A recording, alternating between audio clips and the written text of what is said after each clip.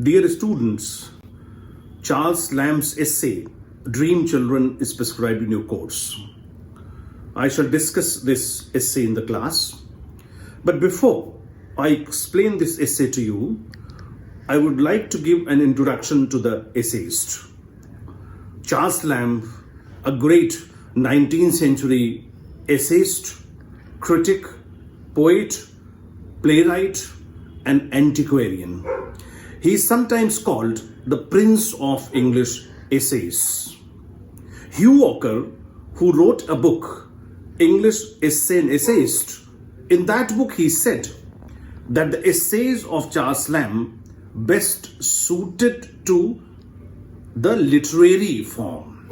After dispersed meditations of Francis Bacon, we are going to study an essay which, as Dr. Johnson defines, a loose sally of the mind, an irregular, undigested piece, not a regular and orderly composition. After Francis Bacon, Charles Lamb is probably the most famous English essayist. For 2 centuries, as you know that Bacon belongs to 16th century Elizabethan age and Charles Lamb belongs to 19th century Romantic age. For 2 centuries after Francis Bacon, the essay in England went on gravitating towards the original conception held by Montaigne. But it was only in the hands of romantic essayists of the early 19th century that it became wholly personal, light, and lyrical in nature. The position of Charles Lamb among romantic essayists is the most eminent. In fact, he has often been called the prince of all the essays England has so far produced. The evolution of the essay from Bacon to Lamb lies primarily in its shift from objectivity to subjectivity and from formality to familiarity. I think we have to focus our attention to this. Shift from objectivity to subjectivity, from formality to familiarity. Now, Hugh Walker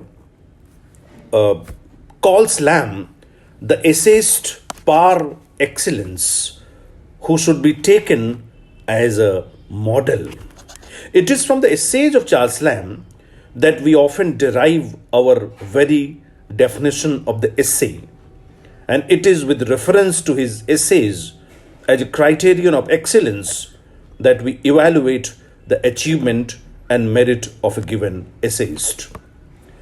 Familiarity with Lamb as a man enhances for a reader the charm of his essays, and he is certainly the most charming of all English essayists. We may not find in him the massive genius of Francis Bacon, or the ethereal flights of Thomas Browne, or the brilliant lucidity of Joseph Addison, or the ponderous energy of Dr. Samuel Johnson, but none excels him in the ability to charm the reader or to catch the attention of the readers. I have to give some biographical details of the essays, because in most of the essays we find the personal touch. The autobiographical touch is there in most of his essays. Lamb was born in London on 10 February 1775 in the house of Samuel Salt, his father's employer. He studied at Christ's Hospital for 7 years, which were the most formative years of his life. During this period, he formed many pleasant friendships, including that with Samuel Taylor Coleridge.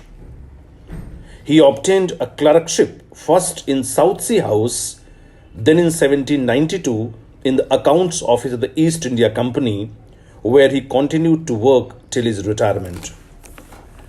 In 1792, while tending to his grandmother Maryfield in Hertfordshire, Charles Lamb fell in love with a young woman named Anne Simons.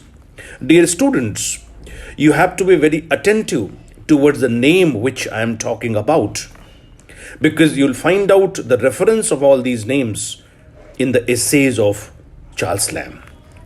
So, as I have just told you, that in 1792, while tending to his grandmother, Mary Field, in Hertfordshire, Charles Lamb fell in love with a young woman named Anne Simons. Although no epistolary record exists of the relationship between the two, Lamb seems to have spent more years wooing Miss Simons, proposing Miss Simons. The record of the love exists in several accounts of Lamb's writing. Miss Simons also appears in several Elia essays under the name Ellis M. So you will find out these references in most of the essays. The essays like Dream Children, New Year's Eve, and several others speak of the many years that Lamb spent pursuing his love that ultimately failed. Miss Simons eventually went on to marry a silversmith by the name of Bertram, and Lamb called the failure of the affair his great disappointment. There was a streak of madness in the family, and the most affected person was his sister Mary Lamb.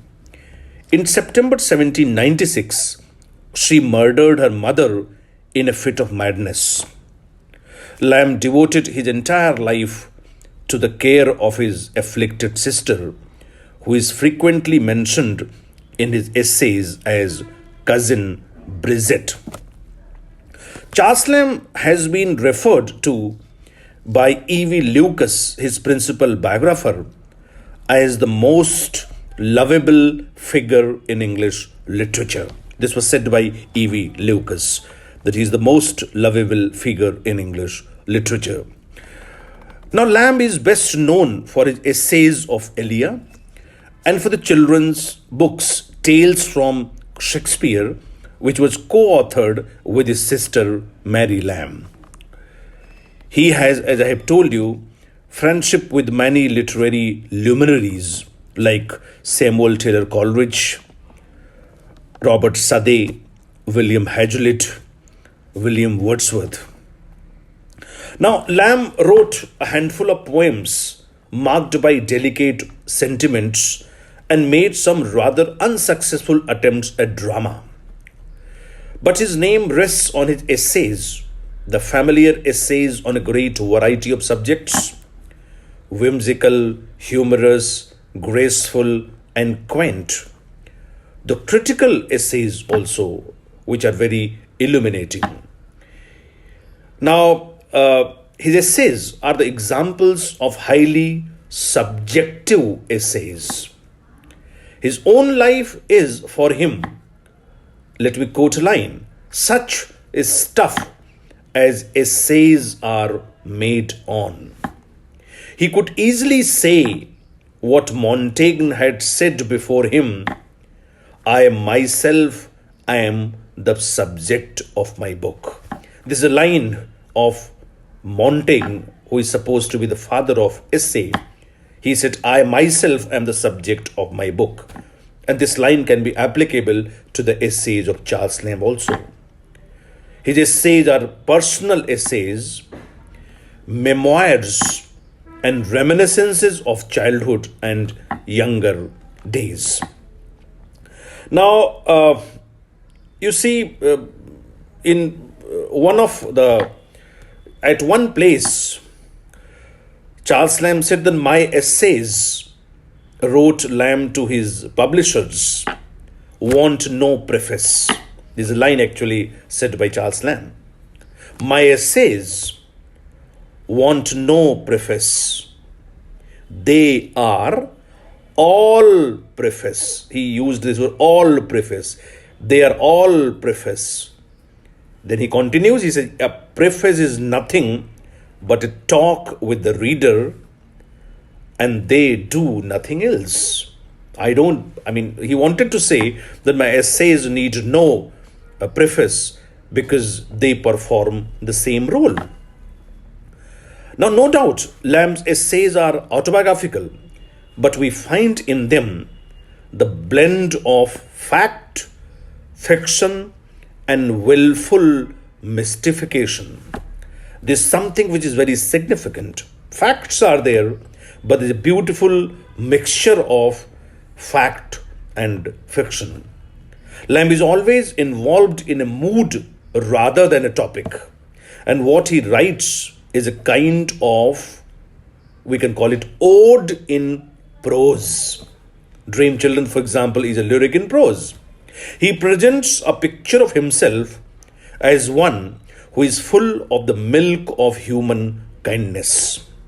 He talks of lost dreams and disappointments, along with the pleasures of the past in nostalgic mood. Beneath the gay surface of his essay, there runs a deep undercurrent of pathos which made up Lamb's life and personality. That is why in his essays we have beautiful blend of humor and pathos. His style, with its antique flavor, its conceits and puns, appeared somewhat quaint, but it is a style that came naturally to him. His inspiration from old writers gives his style a romantic coloring, which is certainly intensified by his vigorous imagination. Very like Wordsworth, he throws a fanciful veil on the common objects of life and converts them into interesting and romantic shapes. Of no other writer can it be said with greater aptness that his style is the man. And if you want to see all these characteristics which I have just discussed, read the essays of Francis Bacon. Charles Lamb. Some of the important essays of Charles Lamb are South Sea House, Oxford in the Vacation, Christ's Hospital, New Year's Eve, All Fool's Day, Imperfect Sympathies, Modern Gallantry, Grace Before Meat, Dream Children, The Praise of Chimney Sweepers, A Bachelor's Complaint of the Behavior of the Married People, Poor Relations. So these are the essays where you find out all these characteristics which I have just discussed. Thank you very much.